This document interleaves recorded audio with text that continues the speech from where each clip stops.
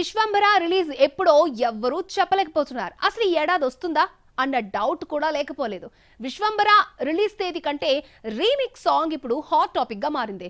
వారం తిరగగానే ముందుగా బయటకు వచ్చిన రీమిక్స్ సాంగ్ మారిపోతుంది. అండ్ లేటెస్ట్ గా వైరల్ అవుతున్న ఆ సాంగ్ ఏంటి చూద్దాం. విశ్వంభర్ తర్వాత మొదలుపెట్టిన చిరంజీవి అనిల్ రావుపూడి సినిమా 2026 సంక్రాంతికి వస్తుందని ప్రకటించారు. విశ్వంభరను ఈ ఏడాది జనవరిలో వస్తుందని ప్రకటించినా ఇంతవరకు రాలేదు కదా. రిలీజ్ డేట్ ఫిక్స్ చేసుకోలేకపోయింది. విఎఫ్ఎక్స్ బాగా వచ్చే వరకు రిలీజ్ చేద్దాం అనుకున్నారు మేకర్స్. విఎఫ్ఎక్స్ చేసిన డ్యామేజ్ ని కవర్ చేసి సినిమాకు హైప్ తీసుకొచ్చే క్రమంలో ఐటమ్ సాంగ్ ని యాడ్ చేస్తున్నారని తెలిసింది. చిరంజీవి పాత పాటనే రీమిక్స్ చేసి ఐటమ్ సాంగ్ గా పెడతారట.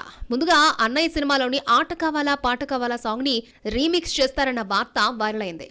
మంచి మాస్ బీట్ ఉన్న సాంగ్ కావడంతో ఐటమ్ సాంగ్ కి బాగుంటుందని మెగా ఫ్యాన్స్ ఫీల్ అయ్యారు. విశ్వంభర ఐటమ్ సాంగ్ తో కన్ఫ్యూజ్ చేసేస్తున్నాడు.